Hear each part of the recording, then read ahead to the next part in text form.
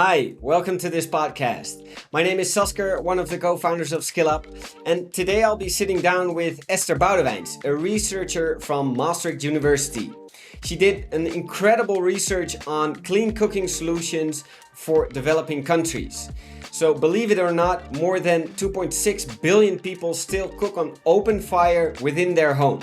You can imagine the impact, and this insanely pervasive problem is one that we should tackle.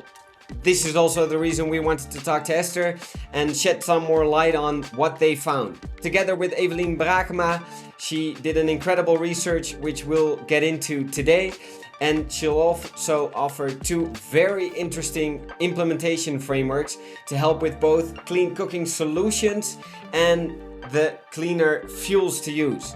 She'll explain us all everything in the podcast, so see you there. Esther, I'm so happy to have you here today.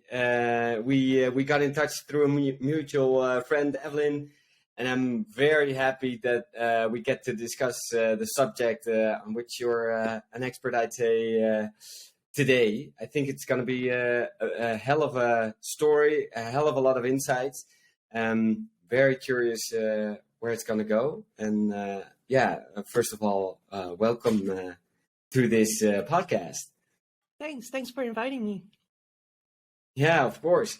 Hey, for the people that are listening that don't know you yet, maybe it's nice to start off with a little bit of background. Like, who are you, Esther?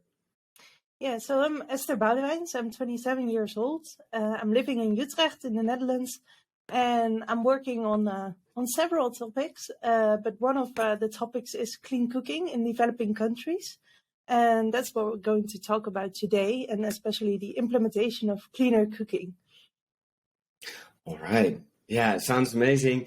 I saw your research coming along on LinkedIn, and it triggered me right away. I think it's a very interesting subject where on the sidelines here and there you hear something about it. And I was surprised about where it's at the moment, of course, but we're going to get into that in a bit. But maybe you'd like to give a little bit of an overview of what exactly is the problem with clean cooking and what's going on in that field. Yeah, so the topic is indeed not very well known. Well, the problem is really big. 2.4 billion people globally still cook on open fires. And that's a third of the world population. So it's really a large number of people who are still cooking on open fire on a daily basis. And if we're talking about open fire, then it's dung, charcoal, wood. And cooking on open fire has severe consequences for our climate, for the environment, for people's health, and for gender equality. So it's really an important problem that is not often discussed during either the climate debate or health debates. So I think it's really important to pay more attention to this topic. It's mainly a problem in sub-Saharan Africa, but also in Latin America and in Asia. So it's really a global problem. And we have also acknowledged the problem within our Sustainable Development Goals, where we aim to ensure universal access to affordable, reliable, and modern energy in 2030. But still, like I said before, not a lot of attention is paid to the topic. And if we continue with what we're doing right now, then still 2.1 billion people will not have access to clean cooking in 2030. So we're not going to reach our SDG aims if we're not working on clean cooking. It's absolutely flabbergasting how enormous the amount of people is that are still cooking on open fire. Could you describe, like, maybe you've seen it in real life? What does a room look like where you're cooking on open fire?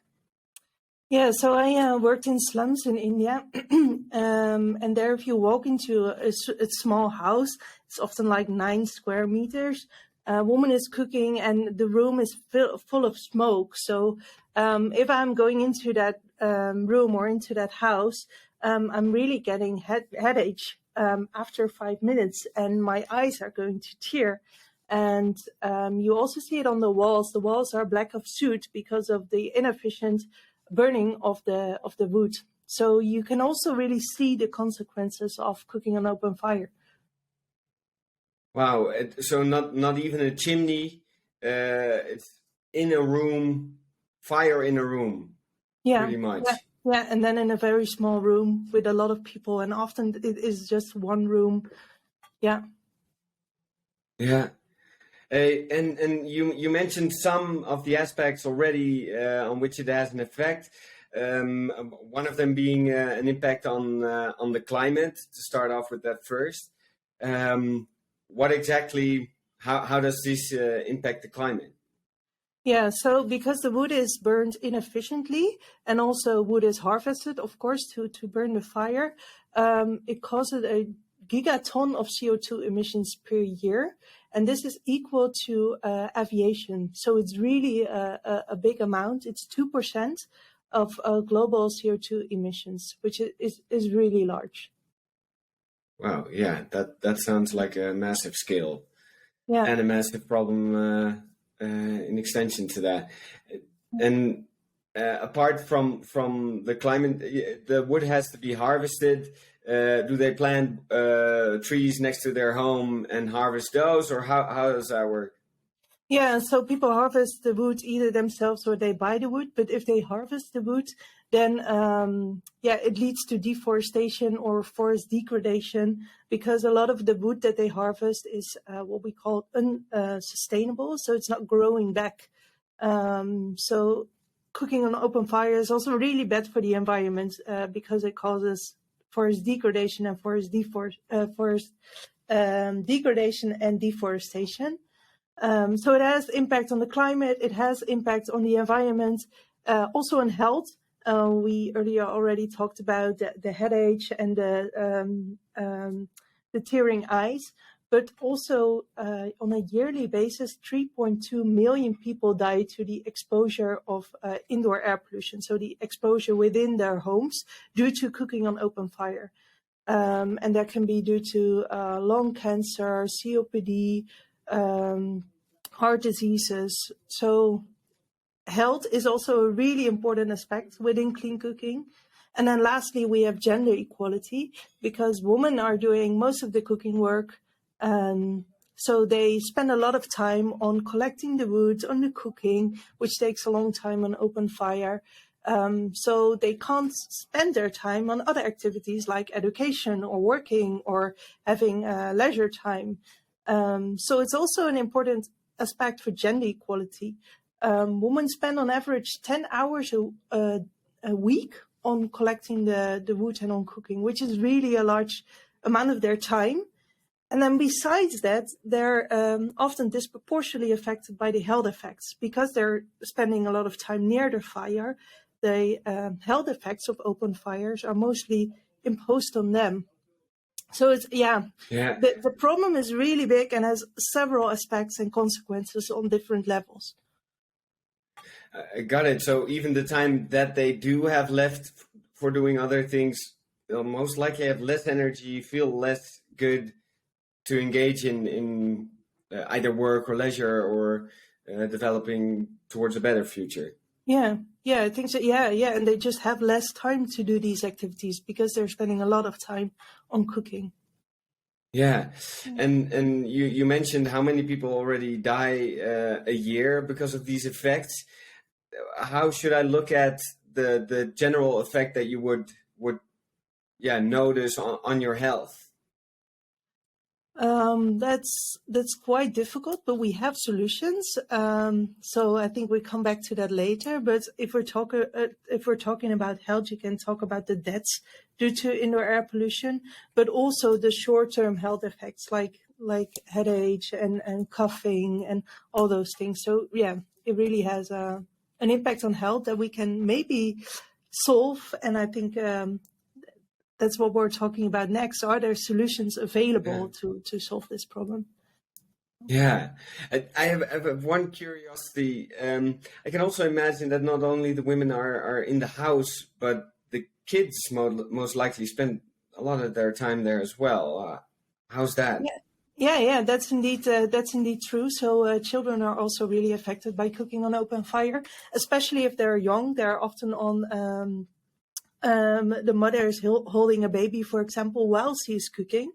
So children also really inhale all the bad air, the polluted air. So it also has severe consequences for children. And then we haven't even talked about the open fire, which might be really dangerous for children if they're playing near the open fire. Then you also have the burns, of course, if they are too close to the fire. Yeah. Oh, sounds like a hell of a problem Yeah, it is. to Yeah, dive into. Yeah. yeah, You already mentioned it briefly. There are solutions to getting this into a better state. What yeah. kind of solutions are there? Yeah, correct. We call them clean cooking solutions. So that's why the podcast is called Clean Cooking. You have the very simple ones, the improved cook stoves, that, for example, have a chimney or have a slightly better efficiency, and they also have already positive health effects. But they're kind of they don't reach the efficiency that we really want in the end. So we see them as a kind of transition fuel. So the kind of basic improvements on cook stoves. The advantage is that they're very cheap, and not a lot of researchers are needed. So they're a good solution for the time in between until we go to the better solutions. And the better solutions are also already implemented in the world. And these include, for example, biogas installations where you use the waste from cows, the dung from cows to make gas. So biogas, for example, but also LPG, ethanol stoves, electric stoves, solar cookers. There are several options, and which option is best, of course, depends on the situation. For biogas, you need to have cows. So you need to live probably in a rural area. For alcohol stove, ethanol stoves, you need a good access to ethanol. So probably that will be a better solution in urban areas. What I've not mentioned yet is the improved biomass stoves that use pellets. And we have a few examples of that in the Netherlands. There's a company called Mimimoto, another company called African Clean Energy, and they both developed a cook stove, which is really efficient, and that uses a fan inside the cook stoves to stimulate the oxygen within the cook stove, and then they use pellets, and pellets are compressed biomass products, and they're really efficient. So so these are the better improved cook stoves, I would say. Yeah. Ah, all right. It sounds like it kind of separates into two components. One, the stove itself, and one, the fuel that you use to fuel it. Yeah, correct. Yeah. So that's not the case for the basic improved cook stove, because there people often still use wood, but then they need less wood for each time they cook. But indeed, otherwise we're often talking about the technology itself, the cook stove, and the fuel. Yeah. Got it. Oh, okay. Oh, so the transitionary solutions that you were briefly talking about, those are still on wood, but way more efficient, either with a chimney or other ways of more efficient burning, I would say. And then you have solutions where you would ideally go to. Yeah. Got it. Yeah. Ah, interesting. Yeah. Yeah. And if you look at the efficiency of the cook stoves, a cook stove can, of course, it depends on the technology, but can save 2 to 5 tons of CO2 per year.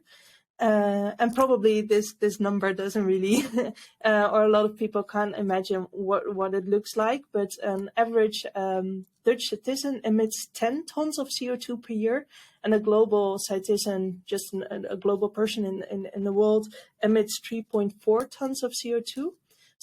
Per year. So if you can reduce 2 to 5 tons a year with a cook stove, it's quite a lot. That's massive. That's Yeah. 2/3. Always dangerous to do public maths, but here and about, right? Yeah. That sounds massive, to be honest. Yeah. If you Yeah. get that kind of improvement. Yeah, but if you look at the for example, the slums I've been to, and if you see the smoke, the pollution that is emitted by a cook stove, you can also really imagine that if you have a cleaner technology, that you can save quite a lot of, or that you can reduce less CO2 emissions. Yeah. That sounds like there are great ways to tackle this problem. Yeah.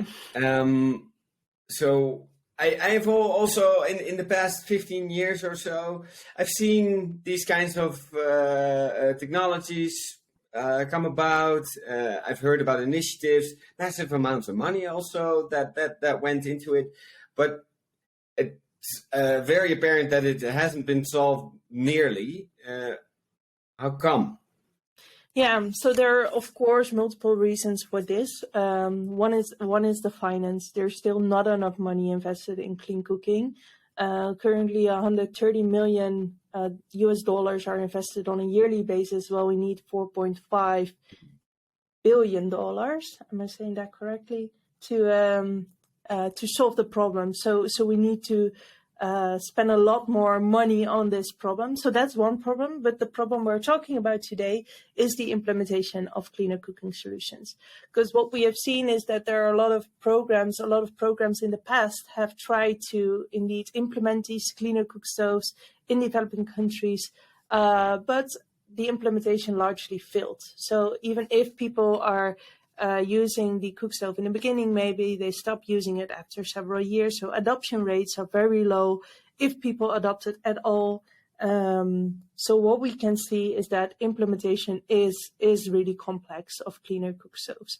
What we see as well is that people sometimes they use the improved cook stoves or the cleaner cook stove, but then they're using also multiple fuels. We call this stacking in the clean cooking sector, and stacking means that you're using multiple fuels for cooking, which isn't that strange, because if you look at your kitchen, you're using maybe gas or electricity, but you also have an oven, you also have a barbecue, maybe you have a microwave, you're also using multiple cooking sources. So it is not strange that they do this, but if they use the cleaner cooking solution not very often, and they still continue to use the open fire, then of course the effects for climate and for health and for the environment, for gender, are not as big as we want them to be, because they still cook on open fires. Yeah, sounds very, very obvious.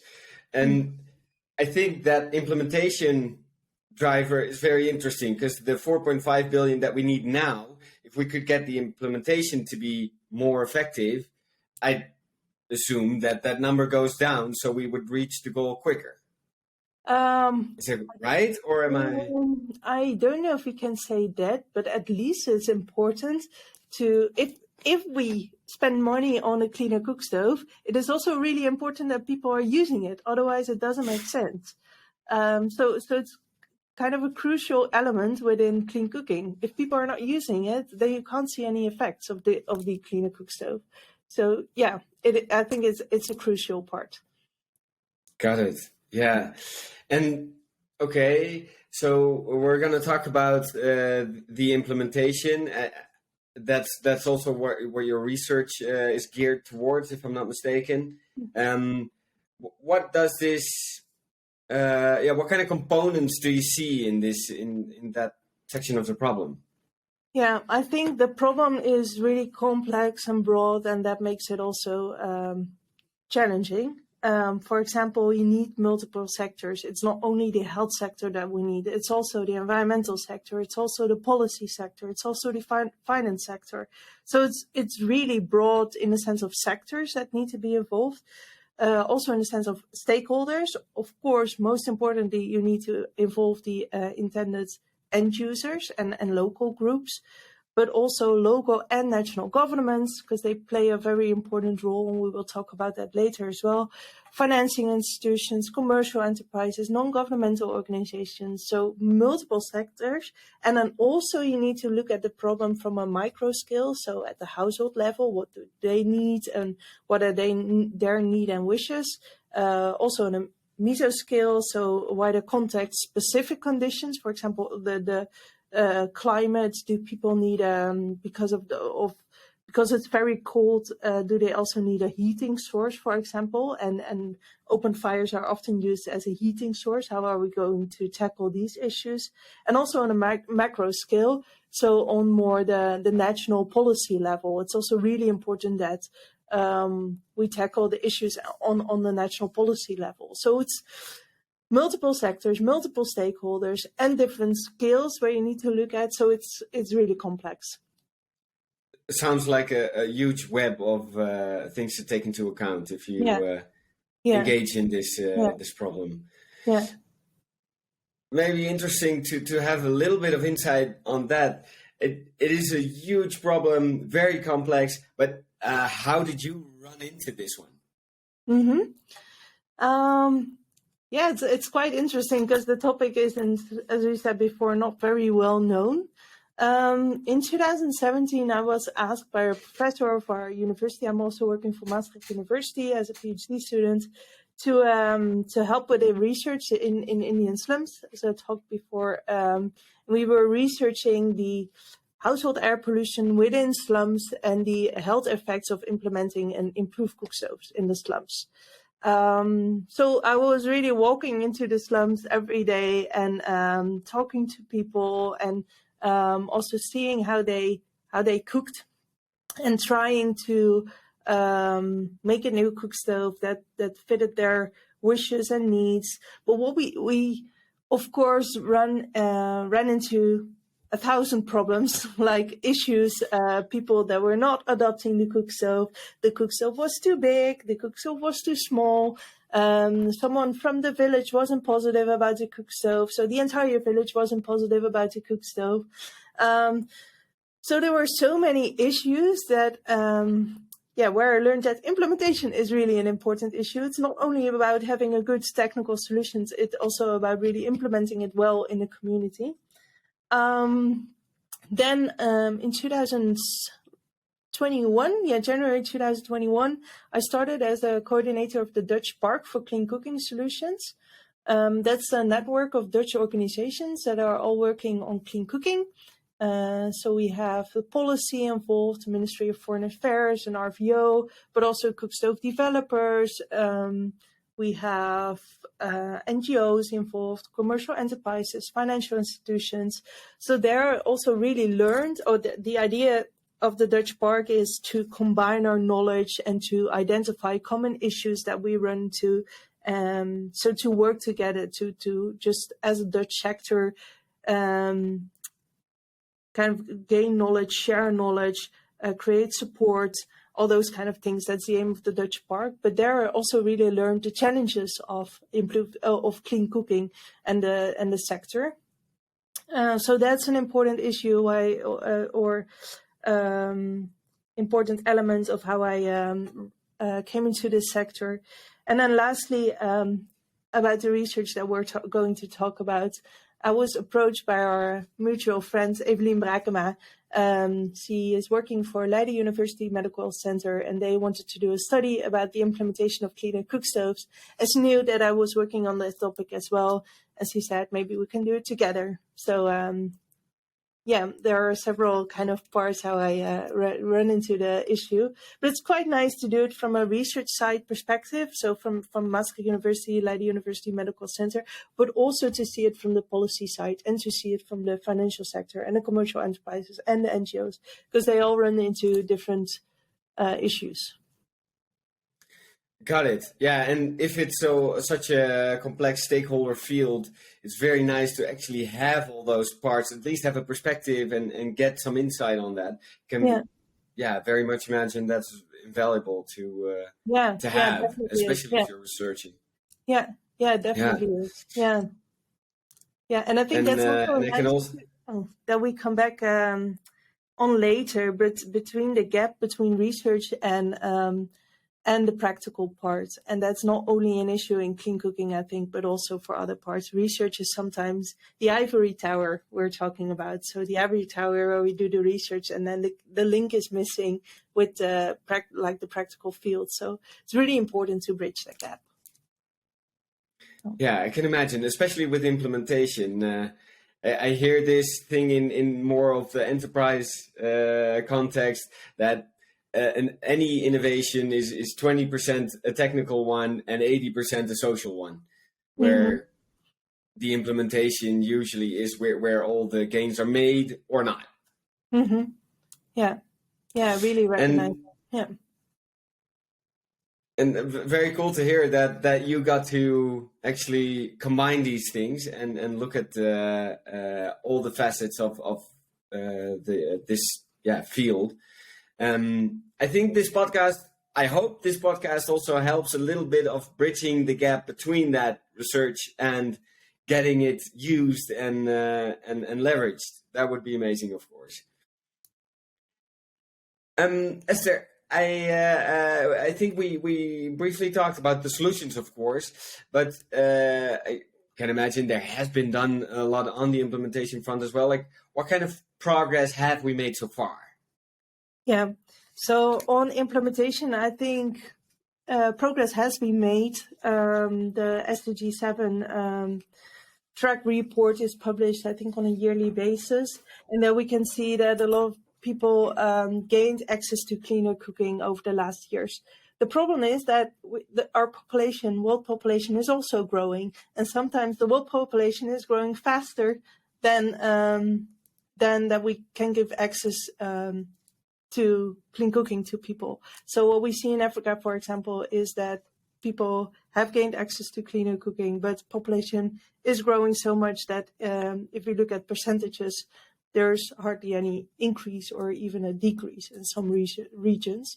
So that is a challenge to solve. If we look at implementation itself, I think earlier on, cleaner cooking started in the 70s approximately, and then I think in the beginning a lot of focus was on indeed the technical part. Is the cook stove efficient? Is it are fuel saved? Does it require less time to cook? And if all these issues were covered, we thought this is the perfect solution, and we gave it to the community. I think nowadays we focus much more on the social aspect. Because using cleaner cook stove really requires a behavioral change. And I think a lot more programs are also focused now on the behavioral change. For example, it is you can have a very efficient cook stove, but if you can't cook the food that you would like to cook on your cook stove, then it doesn't make sense because people are not going to use it. For example, you have chapatis in India, are the big kind of flat breads. And it's, if you have a very small improved cook stove and the chapati doesn't fit on the improved cook stove, it doesn't make sense. People are not going to use it and they will still use open fires. So the social aspect, I think, is much more important nowadays, but still maybe could deserve more attention still. What I said, we have a lot of knowledge about implementing. A lot of research has been conducted about improving implementation of cleaner cooking solutions, but it's still in the literature. And it's very nice if you publish a nice study in a nice article or in a nice journal, but if it doesn't reach the people who are actually implementing cook stove, then it doesn't make sense. So that's an important step that we still need to make. Yeah, I can imagine. And also what you were saying, if you can't cook what you want, it's not going to work. We don't put everything in the microwave either. And we really don't want to. Can imagine that's a complete parallel to a different situation. Yeah. Okay, so if this, I think this is what you've been looking at, but could you describe a little bit of what the character, the scope, and the research was about? Yeah, so we did a study with Leiden University Medical Center and Makerere University from Uganda. And our aim of our study was to identify factors that either enable or hamper the implementation of cleaner cook stoves. And if we talk about implementation, it's either acquisition, initial adoption, or sustained use, which is really different, of course, but in the literature, it's often mixed up. And why we did the study is because we found in the literature that there's a lot of information on clean cooking, but as I said before, it doesn't reach those people who are actually implementing. And there's also no overview in the literature. There's several studies, but no complete overview. Okay, if I want to implement a clean cooking project, where should I start? What should I think about?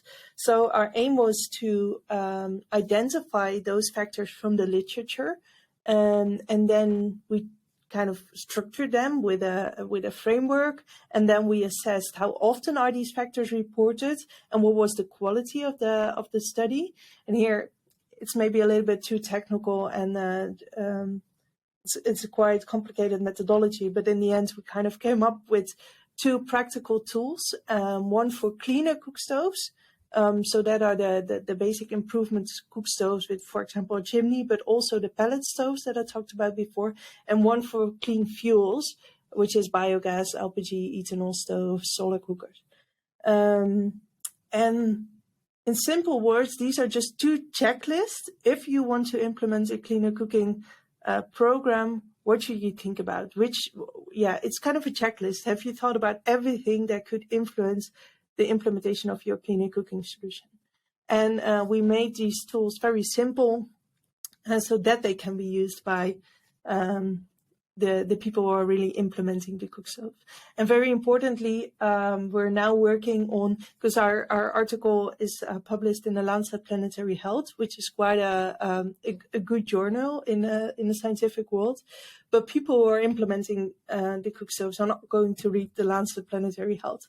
So we're now in contact with several organizations to also disseminate our results to the people who really do the implementation of cook stoves. Because otherwise, it again doesn't really make sense if it doesn't reach these people. Got it. Oh, that sounds fantastic. That information is actually gonna be, that it can be used by people the way you structured it and what you built from it. That sounds quite great, to be honest. I also like, from an entrepreneur's point of view, you always are looking for, okay, what is the next thing that isn't working yet, and how can I solve it? And the way you structured it with the acquisition, the initial use, and the sustained use. Do I still have it right? Yeah. I think that kind of separation of the main phases, so you can actually look, okay, where are my operational problems with this implementation? I think super useful to actually, what do you call it? Kind of separate the problem into small parts, so you can actually solve one small part at a time and improve. Just a short note. We really wanted to separate these things, but what we saw in literature is that they're not separated. So for us, it was also not really possible to make a separation between acquisition, initial use, and sustained use. So we tried to do it, but I think it would be nice if more research can be done on that specific issue. What factors influence the acquisition and what factors influence the sustained use? Because acquisition is much easier, I think, than sustained use of an intervention, especially if we're talking about clean cooking. Yeah, getting a gym membership is always easier than actually sustain or conscientiously go to the gym. Exactly. Yeah, exactly. Yeah, sounds obvious, but just naming it, and it would be great if there was more research, but just naming it will help an entrepreneur, like, okay, this is how I got to look at the problem. So what do I see if I look at it through that lens? Already speaks to my mind, at least. I think it could be very useful, and I'm very curious about the implementation tools, but I don't want to rush it. So we talked a little bit about, okay, what kind of solutions and what kind of progress has been made. What do you think is the main reason? What are the main reasons that it hasn't been solved yet? Because the Yeah, I think, solutions can look a little obvious in a way. yeah. So it has, of course, multiple issues, but one thing is that it's not a very like sexy problem. If you talk about malaria, then everyone can directly imagine, okay, malaria, that's indeed a worldwide problem, and we need to fix this, and we can fix it um, by giving these things to people, and it's kind of a logical story. If someone who hasn't heard about clean cooking yet, and you're talking about clean cooking, I think probably people will think about cleaning their kitchen or maybe eating healthy food. Or it's a difficult problem maybe to understand, but also because it relates to multiple SDGs, so to multiple Sustainable Development Goals. It relates to health, it relates to environment, it relates to climate, it relates to access to energy. So for example, if companies want to invest in something, they often just invest in a kind of, we're planting trees. That makes sense, right? It's a logical thing, and we're doing it for the environment. But if you're talking about clean cooking, it's related to multiple SDGs, and that makes it kind of complex. People don't understand it really well, and yeah, that makes it not so easy. And maybe that's the reason why it's not solved yet, and why it also doesn't gain so much attention, at least compared to what attention should be paid to it if we look at the consequences. Yeah, I was completely oblivious to the skill of this. It's insane. To me, it sounds insane because it's so far out of your reality. You know what you say. Like if you think about clean cooking, like make sure you clean up after yourself. That's the kind of thing that pops to mind, because it's so far out of your reality that you would have a room with smoke in the house where you and your children spend their time, and maybe your husband as well. It's I can totally imagine that makes it fuzzy and hard to actually attack head on. Yeah. Okay. I was curious. In what we always do is work when we try to get an innovation adopted in a company. We always look at the law of diffusion, and we look at, okay, what is the next group that we can get on board and start carrying this innovation, making the results better, etc. Is that something that's been looked at? Is that a paradigm that's used, or how should we look at it from that perspective? Yeah, there are multiple implementation science frameworks, and I think the law of diffusion is one that you could use. We use the Consolidated Framework for Implementation Research, the CIFR, and we decided to use that because it can be easily be used in if implementation is really complex, and if it's across multiple settings, then the CIFR is really a very good tool to use it. So that's why we chose that implementation science framework, and all the factors that we identify in our papers were structured using the framework. And the framework has 5 components. It talks about innovation characteristics. So you can think about the design quality, what are the costs of the innovation. So it's really about the innovation itself. Then there's the inner setting, the outer setting, characteristics of the individual and processes. So there are 5 kind of main constructs, and under each constructs, or 5 domains, and each domain has several constructs. And we categorize our factors into these constructs. Yeah, so you can use multiple ones, but this was the one that we chose. Yeah, I can imagine all of them have an emphasis on a different side of things. So I'm going to look this one up. It's always great to see another way to look at it. Always helps. I think it will be great to kind of dive into the frameworks or the tools that you actually made.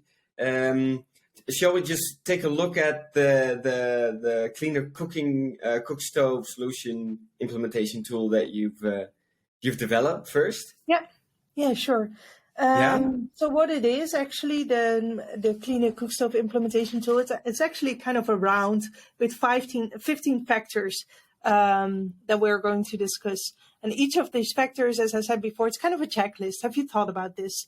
Have you thought about this? Have you thought about this? And these factors are not it's not based on their importance, but it's rather based on how much evidence we have that this factor influences implementation. It's quite complicated maybe, but what we want to say, for example, number 10 in the list might be even more important in a certain setting than factor 1 in the list. So it's not like if you do the first 3, then of course it will, or you have a 90% chance that it will succeed. No, every factor is really important to tackle because each factor depends on the context. But just the first one, we have most evidence that it influences the implementation. Got it. Yeah. Just an idea. Shall we grab it and put it up the screen so people can take a look at it as well? Yeah. Yeah. You're gonna have to give me 1 second so I can grab it. If I'm not mistaken, it's right here. I think it's gonna be a bit small. If you have it there, we'll edit it in later so everyone can walk along. What do you think about that? Sure. Yeah. Yeah. Yeah. All right. Where would you like to start? I think it would be useful to see what these factors, what you should think about, how you should look at them, and what you can actually do to influence them. Yeah. So I think it would be best to just go through each factor shortly and to discuss it shortly, because it's really important for clean cooking. But I think you can also maybe use it for other innovations as well, or at least it's deceiver. So if you're not working on clean cooking, maybe you could also kind of use this to check whether how you tackle that for your own innovation or for your Yeah, it looks like it when I'm taking a brief look. It seems like very important universal drivers for quite some implementation. Yeah. So this, of course, this research was specifically focused on clean cooking. So the factors that were included and also our explanation for each factor are focused on clean cooking. But for example, the first factor is cost, and of course, cost is important for every innovation.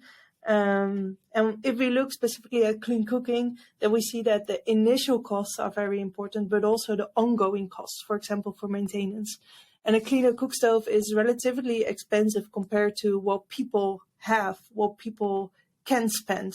So it's really important, if you want to implement cleaner cooking solutions, to think about how can people afford this cleaner cook stove? How can they afford ongoing costs for maintenance? And maybe you can think about new ways to facilitate the purchase of a cook stove. And for example, what we found in the literature is community lending schemes, or maybe price incentives or free repairs. And just an example, for example, if people are buying a cook stove and they convince someone else to buy a cook stove as well, they get a 5% discount. And such an idea. Maybe you need to be creative to think about how can people afford this cook stove. That's a really important part.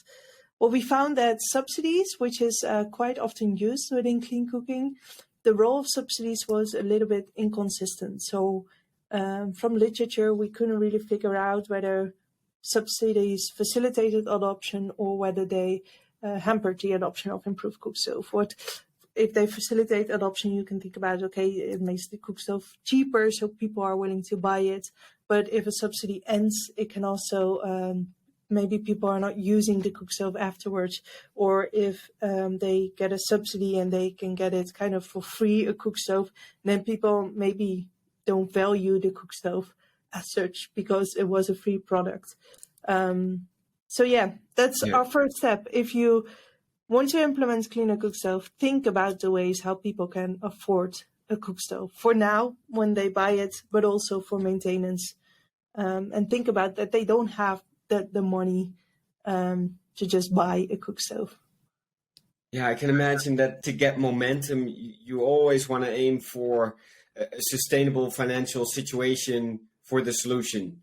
Uh, Preferably that it's cheaper than the alternative that they're using. That would make the momentum grow as fast, the fastest probably. At Yeah. least getting the costs down as much and take into account over time. Maybe even the fuel as well. Yeah, the problem with cleaner cook stoves and cost is that the traditional cook stoves are often just produced for free. It's often 3 stones that they place and then they make a fire inside it. So if you can get a free stove, why Yeah. would you buy one? So, and we're talking about that later, about relative advantage. Maybe if you can save, for example, time on fuel collection, or you can save time because you're normally buying the wood, and now you use less wood, then it might be a nice Nice. incentive to buy the new cook stove, because then you're in the end you're saving money or time. But at this moment, people can't afford it. If you're earning $1 or $2 a day, you can't buy a cook stove that maybe costs 10 or 20 or 30 euros a day. Yeah. Yeah, Yeah, that sounds very obvious. Yeah. yeah, yeah. Okay. That's interesting that you say about obvious, because I think if I'm talking about all these factors, you think, of course, that's very obvious that you should think about this. But if you implement a cleaner cook stove program, you should still come up with all these factors. So that's why we also call it kind of a checklist. It makes sense for all of these factors. I think none of these factors are kind of very new or surprising, but it's just you need to cover them all, or at least you need to think about them all. So that's why it's really important to have one overview of factors. Yeah, I could even imagine that you would measure your project current state and where you need to go based on these factors, and to have a comprehensive, full-fledged framework that covers all the necessary fields. I think Yeah, that's very useful. And the factors might be obvious, but the solutions definitely aren't. Can't no, imagine, no, true. Yeah, especially in the whole lattice work of factors that go into this. yeah, Can't yeah. imagine that a solution easily clicks everywhere. Yeah, and if you, yeah, I mean, it's very complex implementing, so you already need to think about 100 things, and probably you will just forget one simple thing that's in the list. So that's good. Why you always kind of need to check whether you covered it all. Shall we get into the second factor? Yeah, I'm yeah, curious about sure. that. So the second factor is called knowledge and beliefs about the intervention. And there is about the innovation. There it's important to take the individual's attitudes toward the cleaner cook stove and the value that they place on the cleaner cook stove, and the familiarity with facts and principle related to the cook stove in account. That sounds quite complex, but in the end, it's do they have knowledge about using a traditional cook stove and the consequences of using a traditional cook stove? If they don't have, that might inhibit the transition, of course, because then they're not really willing to, there's no need to change. Also about behavioral change techniques, if you're using shaping knowledge techniques, social support, public cooking demonstrations, all these things might help to increase the knowledge of people about the cook stove. And also think about the value that people place on a cook stove. For example, if they really value cleanliness, then maybe you should really emphasize that the new cook stove really is cleaner than the old one. So this is all about raising knowledge about consequences of old cook stoves, raising knowledge about the new cook stoves, that there is a solution and that people could buy it, and those kind of things. What we saw as well, interestingly, that people with a higher education level are more willing to change. Ah, So this is a factor that you can't really change, of course, if you're implementing cleaner cooking solutions. I mean, you can send everyone to primary or secondary school, but you can't easily change this. But it's good to understand why people are not changing or why people are changing. So not every factor in the list can directly be changed, but you need an understanding of the implementation or of these factors to implement cleaner cook stoves. Yeah, I got it. It sounds like you really need to know your target audience, and like any product introduction, you would do this, or you would be most successful if you did this very well. Yeah, true. Yeah. But also just to share knowledge about the situation.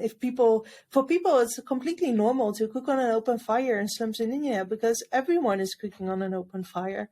So if you don't have knowledge about the consequences and about alternatives, what is very interesting, we were talking to people in slums in India about the headache, for example, or about tearing eyes, or about coughing, and they said it's just part of life. It wasn't something special. It wasn't something that came from the cook stove. It's just, yeah, it's part of it. So you really need to teach people about consequences of using open fires. Wow.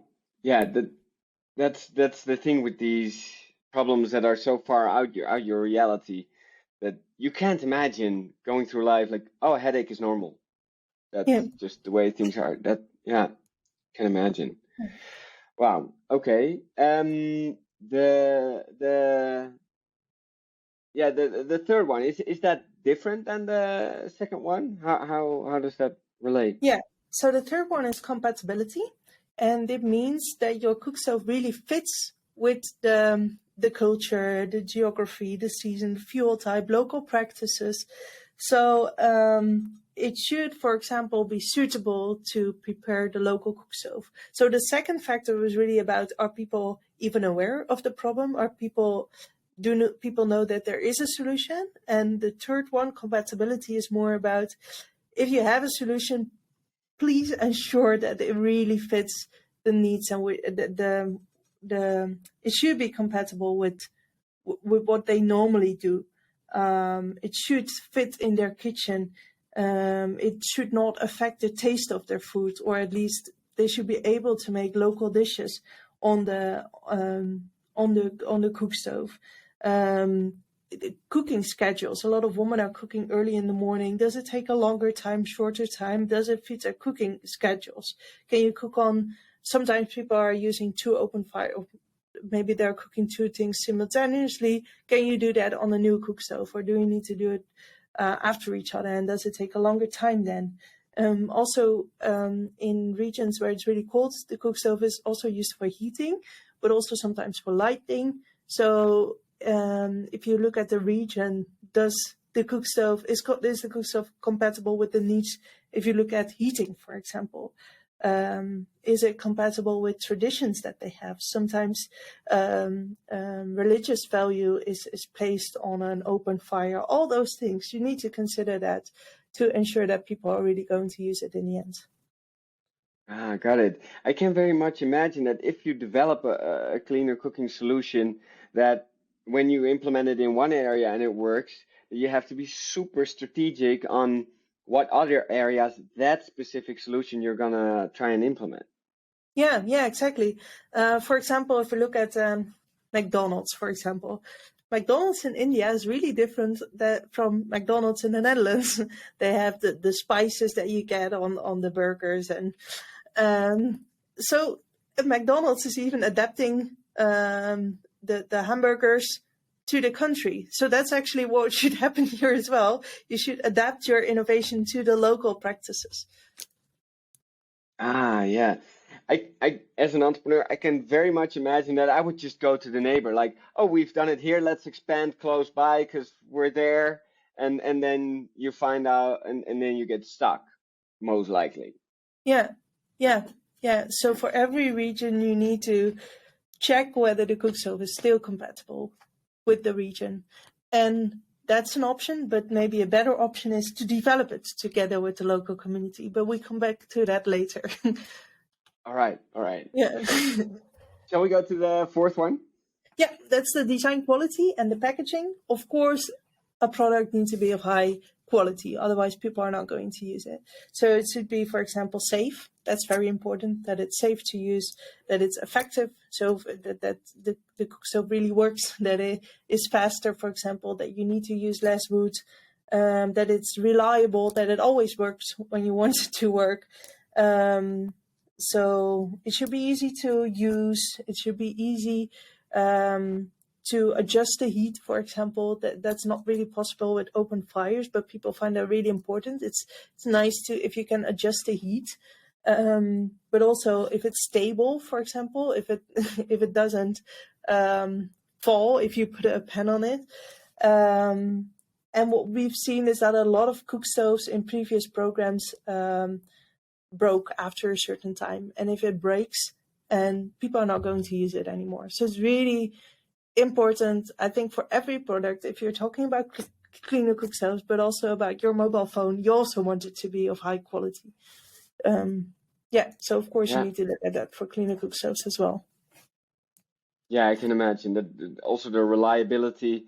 When I try something new and it's not reliable, I'm very quickly done with it. Not going to use it. Yeah. And what is important, maybe nice as well, we're talking about quality, but a cook stove should also be appealing.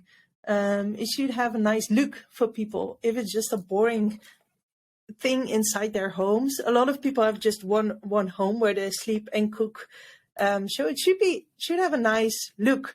So again, India, sorry for the example, what people were doing, we installed improved cook stoves with a chimney, and people were making paintings on the improved cook stoves, which was really nice because then it fitted within their, it was something nice for their home as well. So I think a cook stove should be appealing as well. That's really important.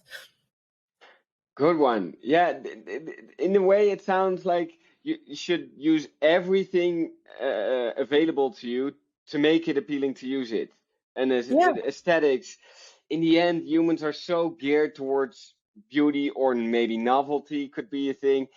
I remember there in the 90s when I think it was in the 90s, right, when we went from these very big TVs to the flat ones. And when a friend would get a flat TV in the house, it would be like amazing. People would also have some interest in the novelty, which made it more interesting perhaps to adopt.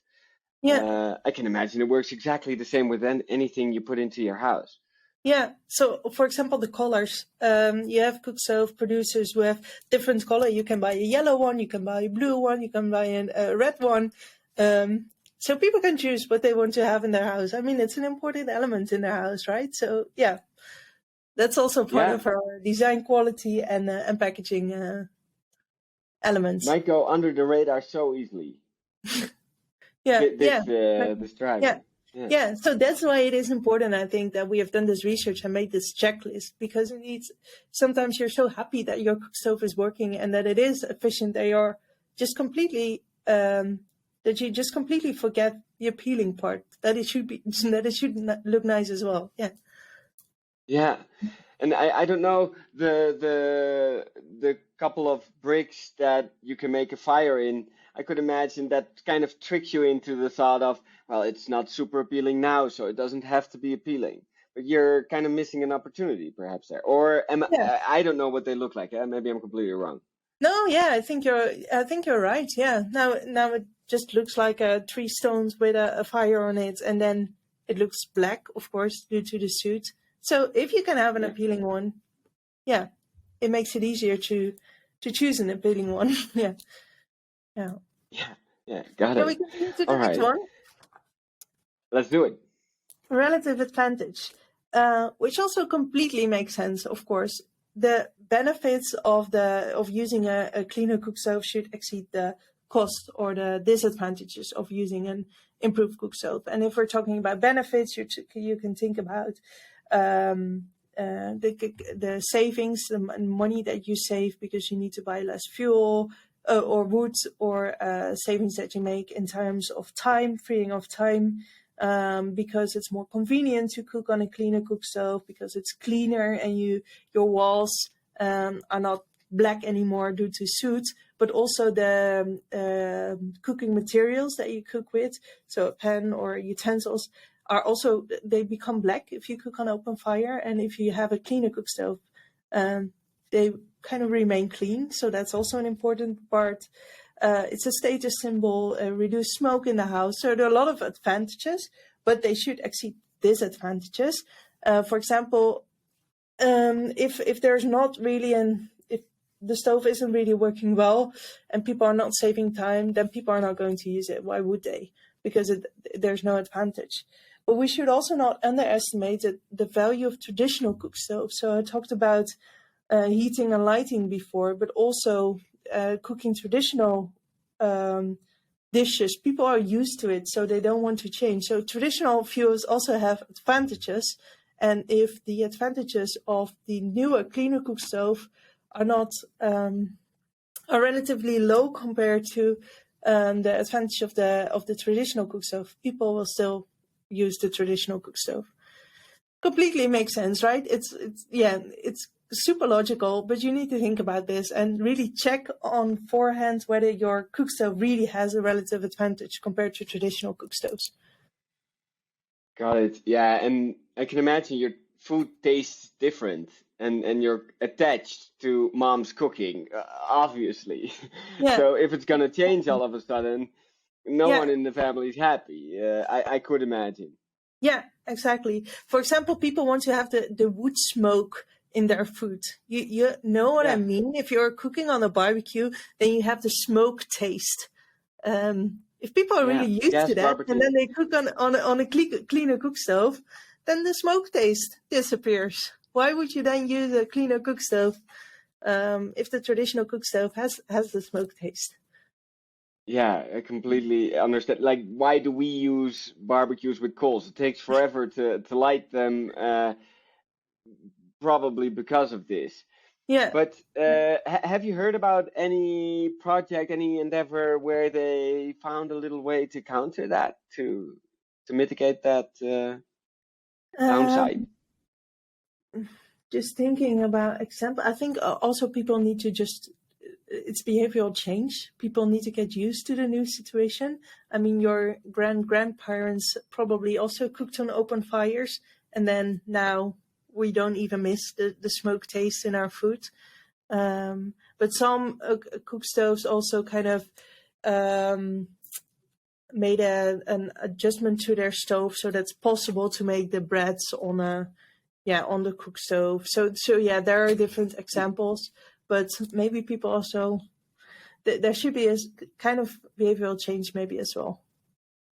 Yeah, it's most likely a combination of factors. I was Yeah. thinking because getting the smoke taste into it would be hard. It's a great challenge, perhaps, but making all the other benefits so big that Yeah. changing would become Yeah. obvious. Yeah. That would probably be it. Got it. Yeah. All right. How about we move on to the next one? Yeah, so that's physical ability to change. And this is a factor where you probably can't really do anything about as a company, but what is really important to at least understand or consider.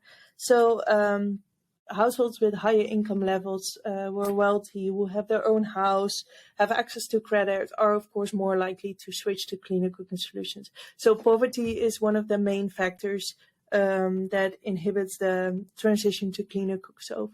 So if we really want to tackle on a global scale the transition to cleaner cook stoves, or if we want to stimulate that, then government should be involved, and they, I mean, in the end, poverty should be solved. that would also really solve the clean cooking sector problem. What we found as well. I think that goes for a lot of Sorry. problems. Yeah, Yeah. exactly. Like solving poverty is the main driver I got knowledge of, that also for climate and all sorts of other things solves it quick. Yeah, and this then also closely relates to our first factor, which was costs. So if people are really poor, maybe you can think about ways how you can facilitate the purchase of a cleaner cook stove. Then we also found something about household size, but the evidence was not really consistent. So some reviews said that household size, if there's a larger household, then people are less likely to change. While others say that if there's a larger household size, people are more willing to change.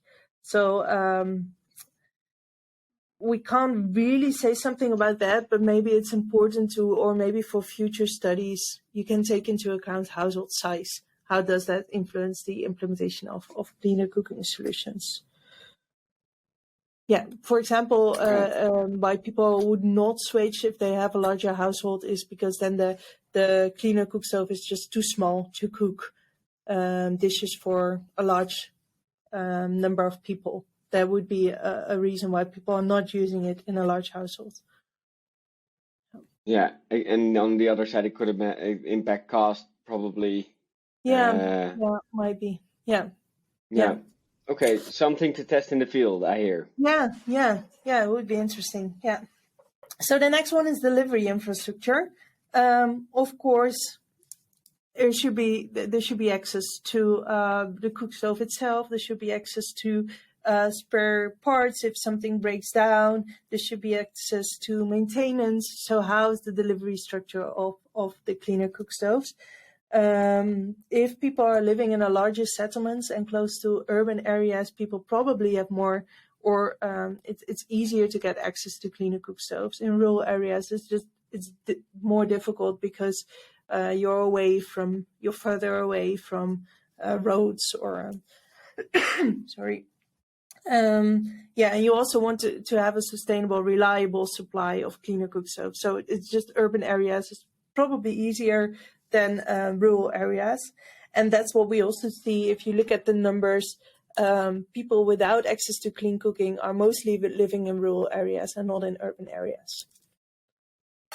Got it. So that's important, where you also can't really do anything about it, but you should think about, okay, if I'm going to implement a project, am I going to start in the rural areas where the need is maybe larger, or am I going to start in urban areas where it might be easier to get people use the cleaner cook stove? Or maybe you could combine it, so you know that it's more difficult in rural areas, but it's more needed.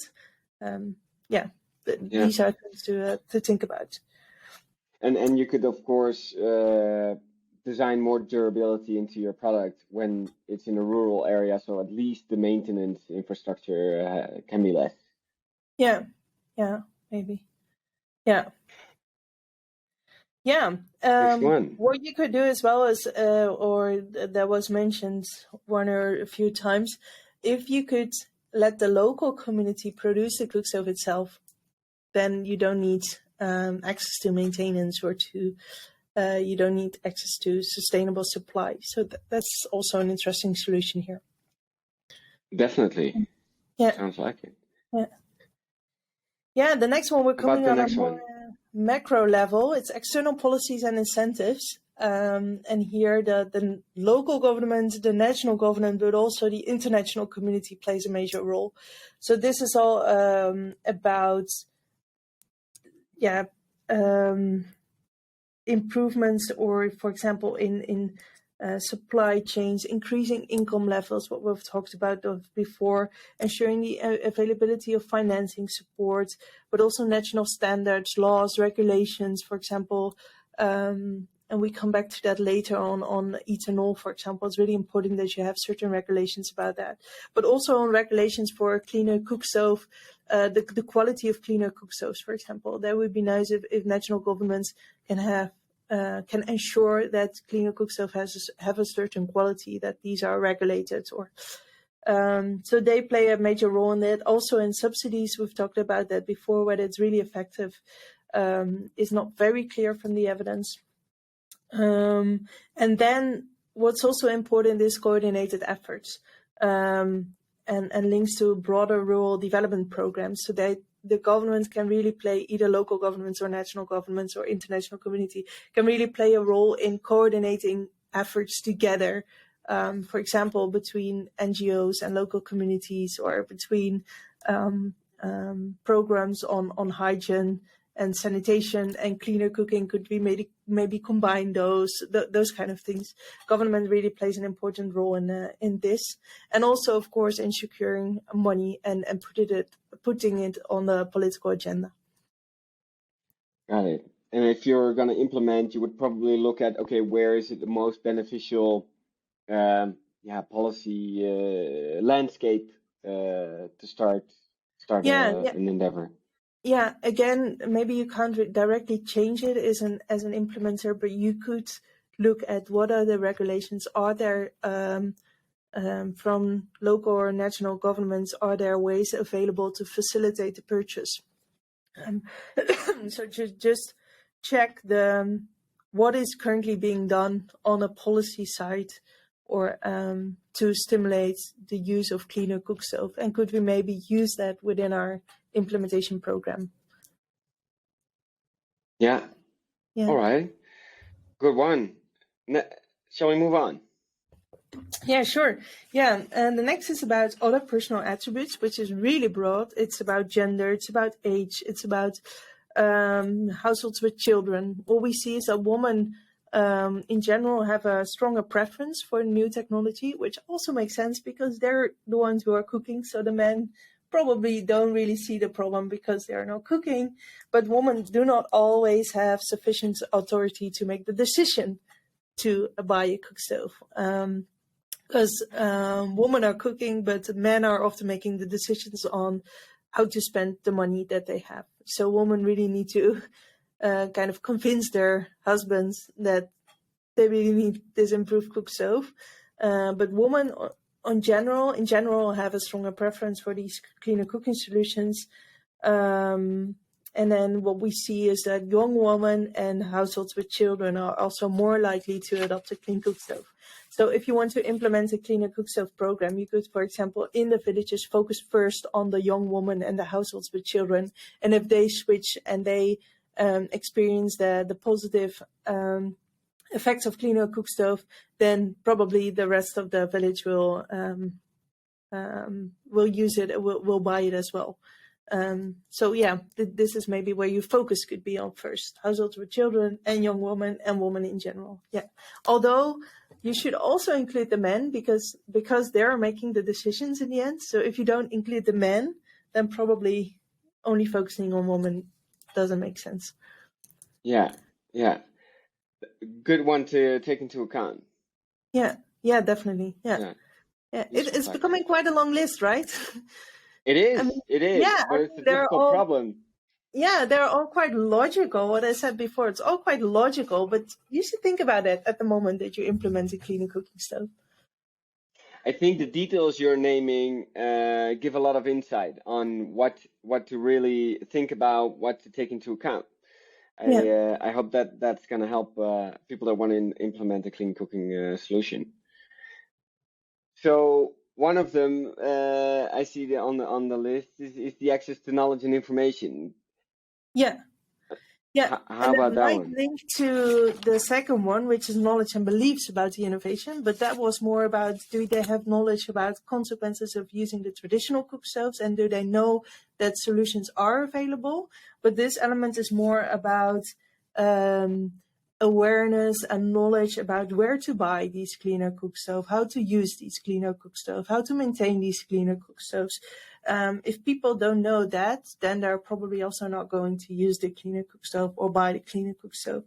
So this can be done to marketing messages, posters in villages, for example, by women telling other women that there's a shop there where they buy where they sell cleaner cook stoves.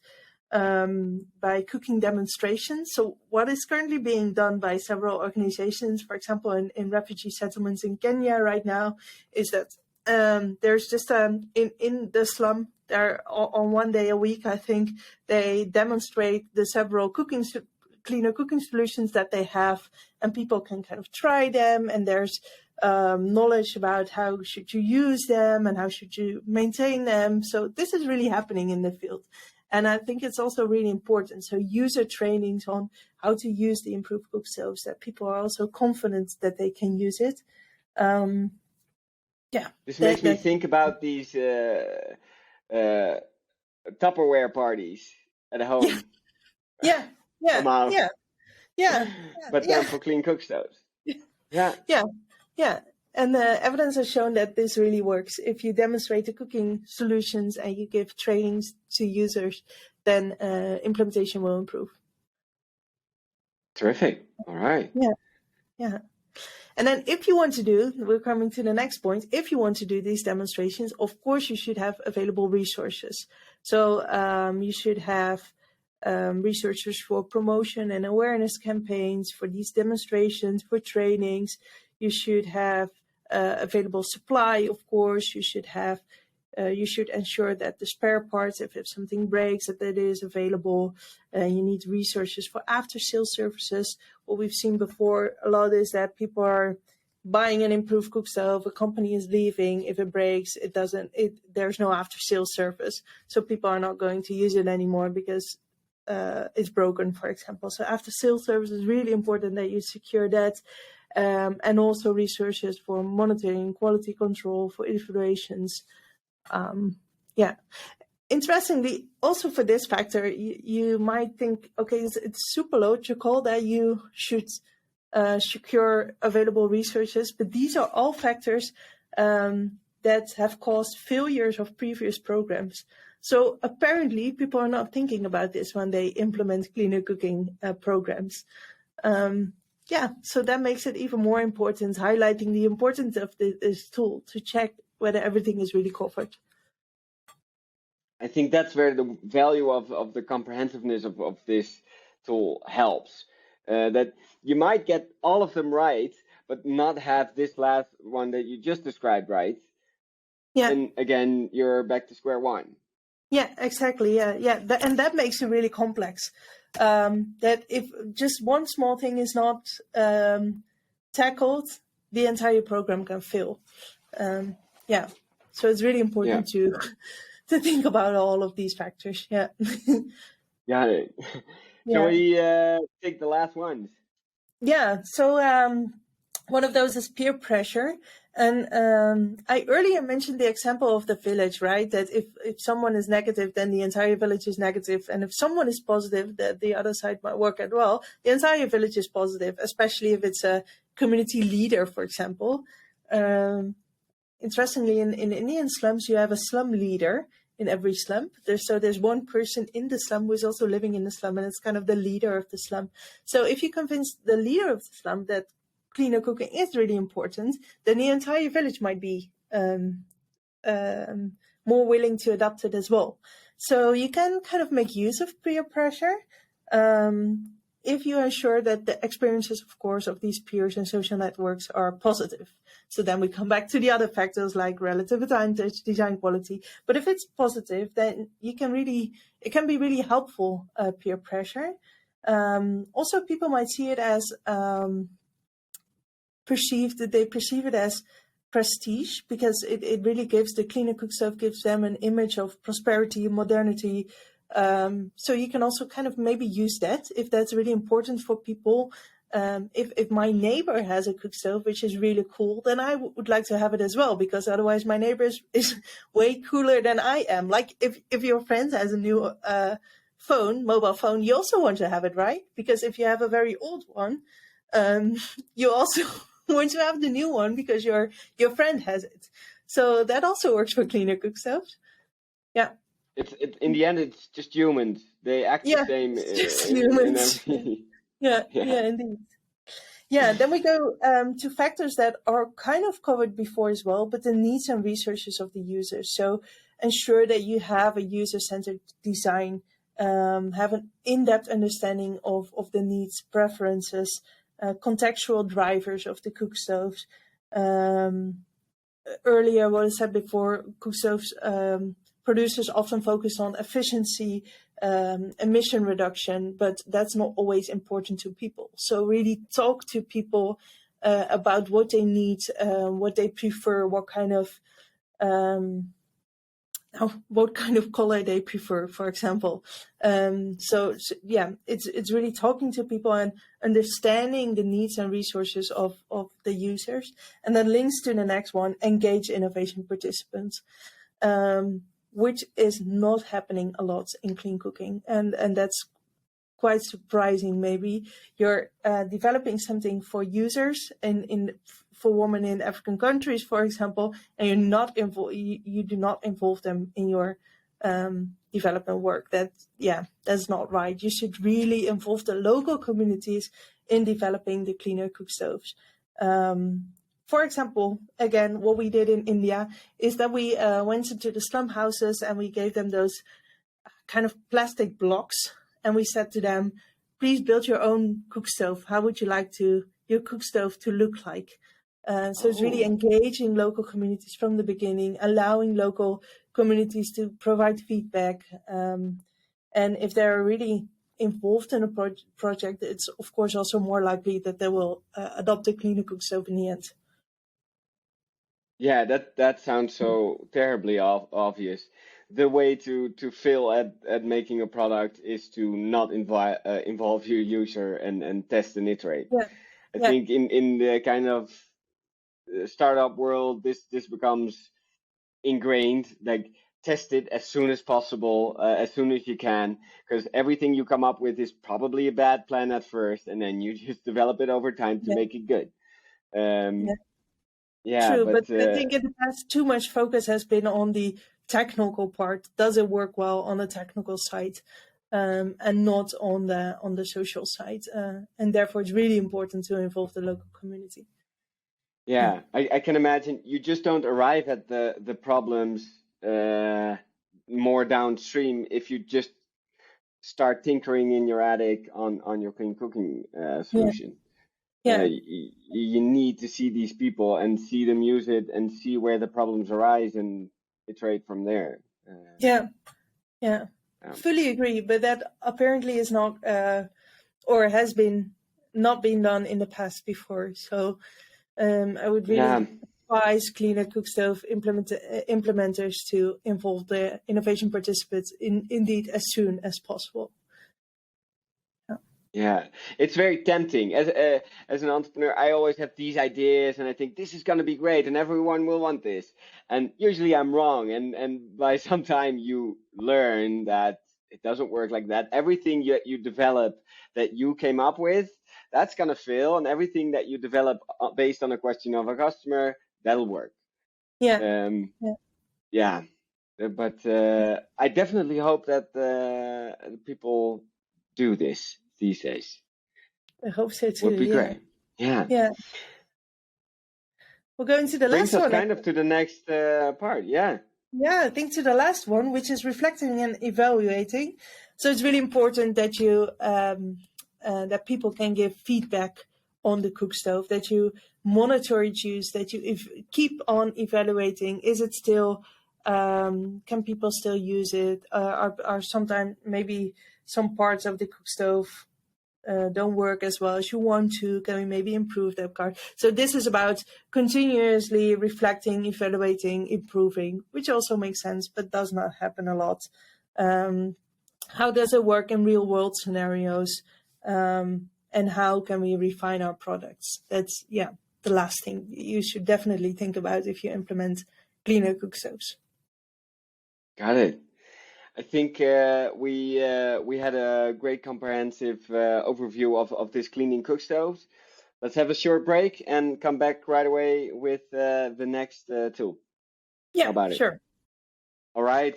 Let's get back into it, Esther. So we have a second framework. Maybe you could explain to us, why did you decide to make two frameworks, and the second one is about fuel. Maybe we can dive into the difference a little bit. But how come you made two of them? Yeah, so indeed we have two frameworks. We have one on cleaner cook stoves and one on clean fuels. And we decided to make two of them because the literature indicated that some of the factors might be different for cleaner cook stoves and clean fuels. And we have indeed seen that some of the factors differ, although there's also a lot of overlap between the two frameworks. And maybe indeed it's good to highlight some of the differences and not to repeat all the things that are similar.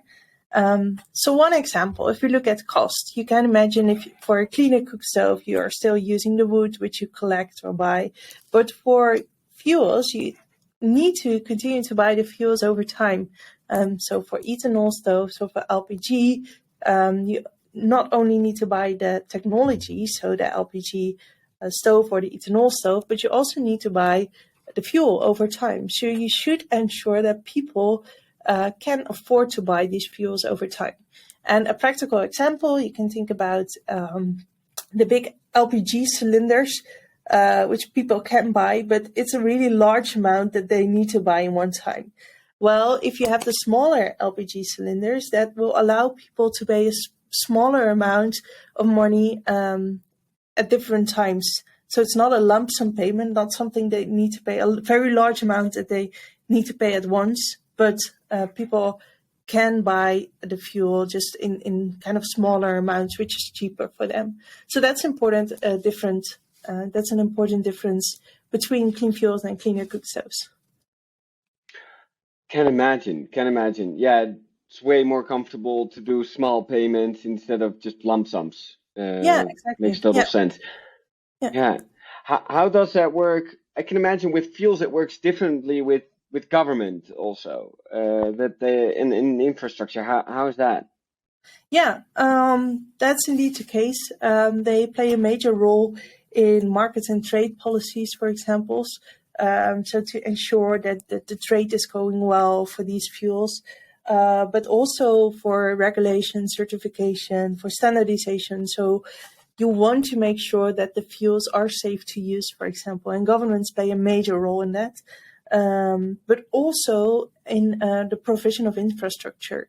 So if you're a company that is distributing ethanol stoves, you can't just make an entire infrastructure for ethanol stoves in the entire country. So government is playing a major role here as well.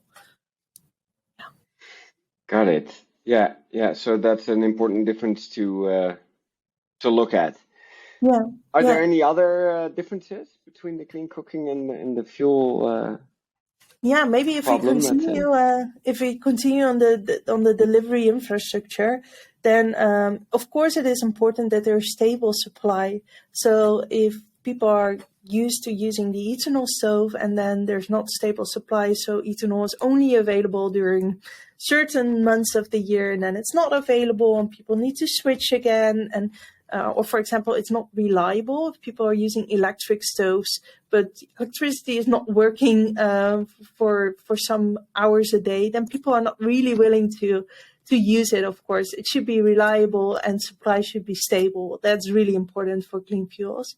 So that's a major aspect as well, which is part of clean fuels, but not specifically of cleaner cook stoves. Got it. Any other major things that you think are interesting to highlight on this one? Yeah, maybe if we specifically look at biogas, for example, then if you look at relative advantage, biogas is of course good to cook, but if you're producing the biogas, then bioslurry will be kind of a co-product of your biogas production. And this can be used for your lands, which can result in higher crop yields. So if you want people to change to biogas, maybe you can also kind of convince them like it's not only the biogas which is really an advantage for you, but also the bioslurry, and your crop yield will increase due to bioslurry. That's specifically a difference for clean fuels, which can play a major role. Got it. And what kind of things do you really need when you want to use the biogas? You need to have livestock, so cows, for example, but you also need to have water supply, sufficient water supply, strong land tenure. So it's really, you can only use it in rural areas. So for biogas specifically, there are several kind of things that you need before you can change, before households can implement biogas. So of course you also need to look at that. It's more the physical ability side. Do people have the resources to change to biogas? Yeah, understand. All right. I think that gives a pretty good insight on how you should look differently with these frameworks.